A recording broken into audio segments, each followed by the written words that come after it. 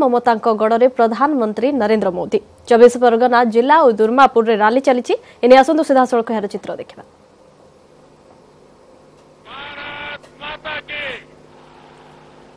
भारत माता की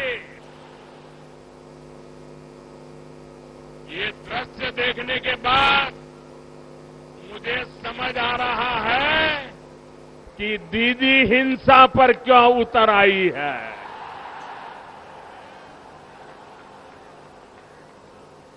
ये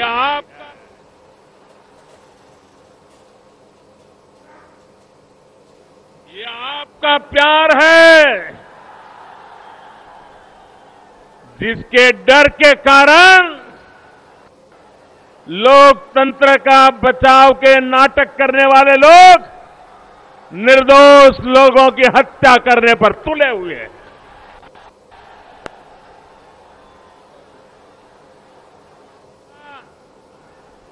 ये बजट तो एक शुरुआत भर है।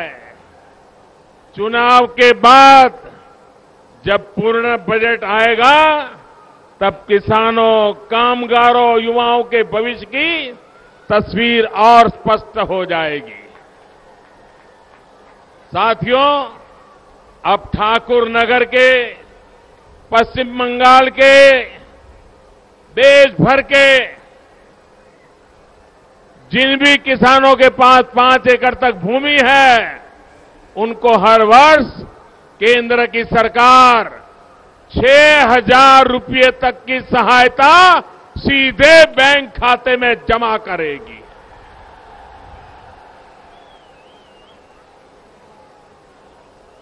ना कोई सिंडिकेट टैक्स, अब कोई सिंडिकेट टैक्स को घुसने नहीं दिया जाएगा। ना कोई बिचौलिया, ना कोई अड़चन, सीधे बैंक खाते में पैसा जमा होगा। अब आपको समझ आने लगा होगा कि मोदी बैंकों में खाते खुलवाने पर इतना जोर क्यों दे रहा था। यहां पश्चिम बंगाल में ही 3 करोड़ से अधिक जनधन खाते खुलवाए गए। साथियों, ये जो राशि किसानों को मिलने वाली है, ये साल में 3 किस्तों में 2-2 हजार रुपया में आपके खाते में जमा होने वाली है। 2,000 रुपये की पहली किस्त बहुत ही जल्द मिलना, आपके खाते में जमा होना शुरू हो जाएगी। छोटे किसान को अब अपनी छोटी छोटी जरूरतों जैसे बीज, खाद, दवा जैसी चीजों के लिए इससे बहुत बड़ी मदद मिलने वाली है, जिससे किसान अपनी आय को और बढ़ाने में सक्षम हो पाएगा। साथियों, हमारे देश में कई बार किसानों के साथ कर्ज माफी की राजनीति करके किसानों की आंख में धूल झोंकने के निर्लज प्रयास हुए हैं। किसानों के भोलेपन का स्वार्थी दलों ने कई बार लाभ उठाया है। 10-12 वर्षों में चुनाव को देखते ही एक बार कर्ज माफी करके ये स्वार्थी दल किसानों का कुछ भला नहीं कर रहे थे।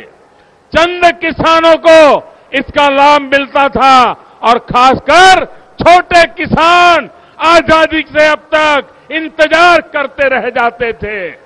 जिन किसानों को कर्ज माफी का लाभ मिलता भी था, वो भी कुछ वर्षों के बाद फिर कर्जदार ही बन जाते थे। आपने देखा होगा कि अभी कुछ राज्यों में कर्ज माफी के नाम पर किसानों से वोट मांगे गए। परिणाम क्या हुआ? ऐसे किसानों की कर्ज माफी हो रही है जिसने कभी कर्ज लिया ही नहीं। जिसने कर्ज लिया उसकी 2.5 लाख रुपए की माफी का वायदा किया था और माफी हुई 13 रुपये की। ये कहानी मध्य प्रदेश की है। वही राजस्थान में तो सरकार ने हाथ ही खड़े कर दिए। वहां तो अब ये बहाना बनाया जा रहा है कि हमें तो पता ही नहीं था कि किसानों का कर्ज माफ करने से इतना बड़ा बोझ पड़ेगा।